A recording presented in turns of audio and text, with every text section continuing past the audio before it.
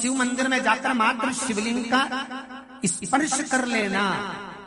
आप में से कितने लोग हैं जो शंकर जी के मंदिर में जाकर चंदन की 3 उंगलियां शिवलिंग पर घुमाते हैं? घुमाते हो ना शिवलिंग पर 3 उंगली?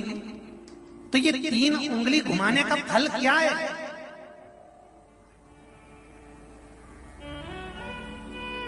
क्या फल है? इस शिवलिंग पर ये 3 उंगली घुमाई जाए तो इसका फल क्या है? तो आपको लगेगा भगवान शंकर को त्रिपुंड लगाना है। बोलो सही है गलत है? आप तो यही सोचोगे ना कि शिव जी को त्रिपुंड लगाया गया है, पर नहीं। शिव महापुराण की कथा कहती है, ओम शिव महापुराण की कथा ये सागर में जो चल रही है, इसमें आप अगर विद्धेश्वर संहिता को या पार्वती खंड को निकालोगे या आप स्कंद पुराण का या लिंग पुराण की कथा को उठाकर देखोगे तो उसमें वर्णन आता है जब कोई पुरुष, नारी या बच्चा अगर चंदन लेकर गया है, अष्टगंध लेकर गया है या जल चढ़ाने के बाद चंदन भी नहीं है, अष्टगंध भी नहीं है, लाल चंदन भी नहीं है और मात्र उंगली से 3 लाइन खींचता है, उसका मतलब त्रिपुंड लगाना नहीं होता। उसका मतलब होता है कि उसने एक पार्थिव शिवलिंग का निर्माण कर पूजन कर ली है। यह फल प्राप्त, उसका फल ये प्राप्त होता है।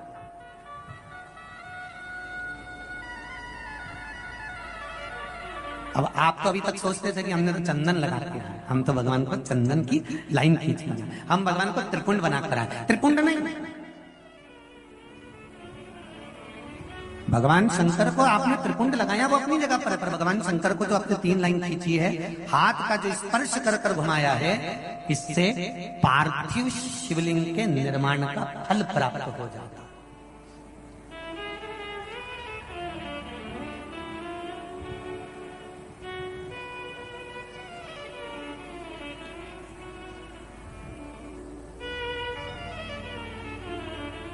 विशेष जब कामना रहती है, विशेष कामना, आज आपका मन कर गया 108 चावल के दाने मेरे को शिव जी को चढ़ाना, 108 चावल के दाने मुझे आज शंकर भगवान को चढ़ाना। विशेष आज आपके मन में कोई मनोरथ बड़ा है, कोई कामना बड़ी है और बाबा से आपने विनती करी कि मेरा ये कार्य अटक रहा है, आप पूरा करोगे, मुझे विश्वास है। 108 चावल के दाने चढ़ाना है। आपने चंदन लगाया, हाथ की हथेली पर 108 चावल के दाने जो घर से गिनकर लेकर गए हो उसको हथेली में रखा। एक एक चावल का दाना नहीं चढ़ाया, हथेली में रखकर जो विशेष कामना, जैसे किसी कर्मकांडी ब्राह्मण से पूछा जाए पूजन होने के बाद में विशेष अर्घ दिया जाता है, विशेष अर्घ,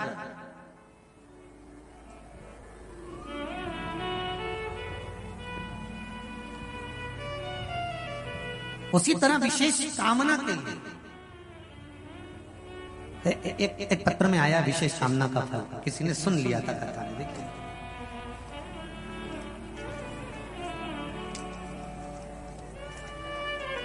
गुरुजी शिव महापुराण की कथा 4 महीने से टीवी पर सुन रही हूं।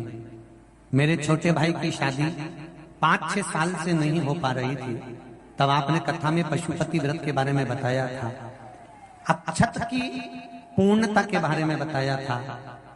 मैंने मेरे भाई के लिए करा और बाबा की कृपा से मेरे भाई की शादी 26 जून की है। मैं शिव बाबा को पत्रिका देने के लिए आया, निमंत्रण पत्र भी है, पत्रिका भी साथ। विशेष अर्घ की महत्वता जैसे है उसी तरह अक्षत की महत्व विशेष। 108 अक्षत के दाने हाथ में हो और आपकी कामना कर कर जिस कार्य के लिए आपने बाबा को आज स्पर्श किया है, हाथ में लेकर जहां आपने चंदन लगाया है उसी जगह पर हथेली से बाबा को चंदन वाले स्थान पर उस 108 चावल के दाने को रख देना चाहिए, छोड़ देना चाहिए या लगा देना चाहिए। विशेष अर्घ का महत्व किसी कर्मकांडी ब्राह्मण से अवश्य पूछना कि उसका फल क्या है। विशेष अक्षत का महत्व शिव महापुराण की कथा का विशेष। अब आपका समर्पण, आप जो देवाधिदेव महादेव को समर्पण कर रहे हो, भगवान शंकर की आराधना कर रहे हो, भगवान शिव की स्तुति कर रहे हो, भगवान शंकर के स्मरण में लगे हुए हो, उसका एक महत्व, उसका एक सुख।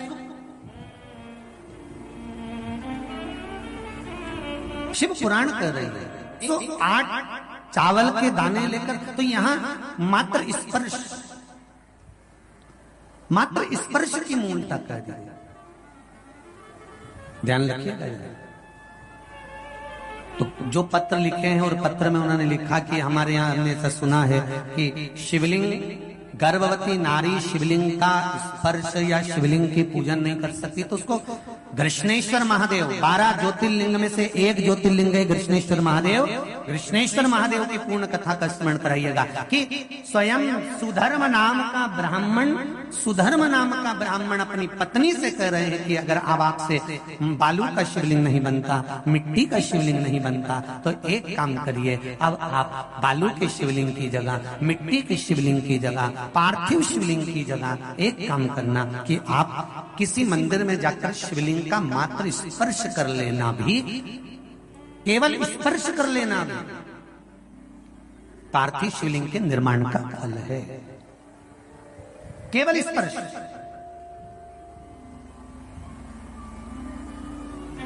आप लोग जाते हैं शिव मंदिर, तो शिव मंदिर जाते हैं तो शिवलिंग का स्पर्श करते हैं? जम के तो बोलो जरा, करते हो सब लोग? तो शिवलिंग का मात्र स्पर्श, केवल छूना नहीं है। स्पर्श का मतलब होता है शंकर भगवान को आप चंदन ले गए हो कि नहीं ले गए हो, अष्टगंध ले गए हो कि नहीं ले गए हो, पर ये तो मुझे विश्वास है कि एक लोटा जल लेकर जरूर जाते हो। जल चढ़ाने के बाद भी अगर आप 3 उंगलियां शिवलिंग पर अगर मात्र घुमा देते हो, तो समझ लो कि आप प्रतिदिन पार्थिव शिवलिंग का निर्माण कर रहे हो और शिवलिंग की पूजन कर रहे हो। प्रतिदिन आप शिवलिंग का स्पर्श मात्र घुमाने पर ही पार्थिव शिवलिंग का निर्माण कर रहे हो।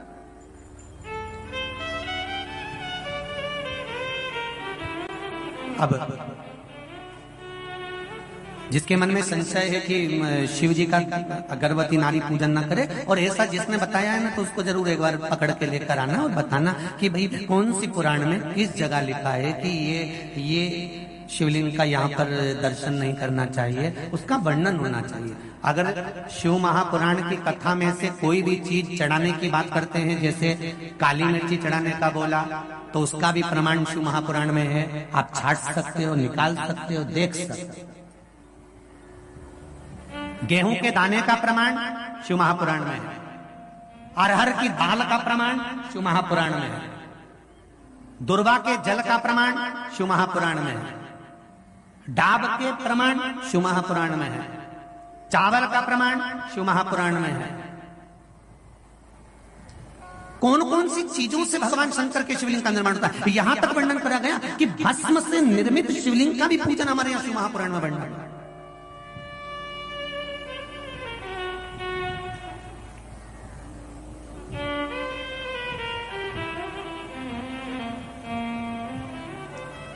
आप शंकर की आराधना में जितनी भी चीजें व्यासपीठ से अगर श्रवण करते हैं, तो उसका स्मरण आपको रहना चाहिए, उसका स्मरण रहना चाहिए।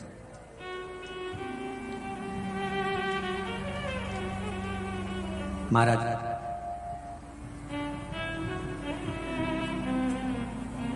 गर्भवती नारी भी शंकर भगवान के मंदिर में जाकर उसका स्पर्श शिवलिंग का कर सकती है, किसी को रोक नहीं है।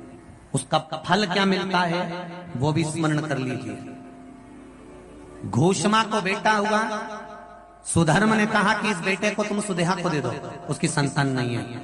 जब तुम्हें एक पुत्र हो गया है तो दूसरा भी हो जाएगा। उन्होंने सुदेहा को दे दिया। सुदेहा ने पाल पोस कर बेटे को बड़ा कर लिया, उसकी शादी कर दी, घर में बहू आ गई। बहू को मालूम पड़ा कि मेरी असली सास तो घोषमा है, ये सुदेहा मेरी असली सास नहीं है। क्रोध आ गया, उसने सास को पूछना बंद कर दिया सुदेहा को। गुस्से में आ गई सास। सुदेहा ने मन में सोचा कि बेटा ही नहीं रहेगा तो बहू किस काम की रहेगी। बहू गई थी मायके। सुदेहा ने अपने बेटे के टुकड़े टुकड़े कर कर कपड़े में बांध कर तालाब में फेंक दी। अब देखिए, गर्भवती नारी अगर शंकर का स्मरण करती है, पूजन करती है, तो उसके बालक पर कितना फल मिलता है, ये शिव महापुराण की कथा कहती है। तो जिसने आपको कहा कि गर्भवती नारी को शिव जी का स्पर्श नहीं करना चाहिए, उसको ये पूरी कथा सुनाओ कृष्णेश्वर महादेव। बेटे के टुकड़े कर कपड़े में बांध कर तालाब में फेंक दिया। घूष्मा शिवजी के शिवलिंग का निर्माण करती थी और पार्थिव शिवलिंग का पूजन कर कर शंकर भगवान का विसर्जन करने जाती थी। आज घूष्मा के मन में आ गया, मेरे बाबा शंभु, हे भोलेनाथ, त्रिकालदर्शी, कैलाशी, अविनाशी प्रभु, बेटे को बहुत दिनों से नहीं देखा। जिस बेटे को गर्भ में रखा था और आपकी पूजन करी थी, मेरा बेटा वो नजर नहीं आ रहा। शंकर भगवान ने एक हफ्ते पहले मरे हुए घूष्मा के बेटा जो टुकड़ा टुकड़ा हो गया था, उस बेटे को जीवित तालाब से बाहर निकाल दिया।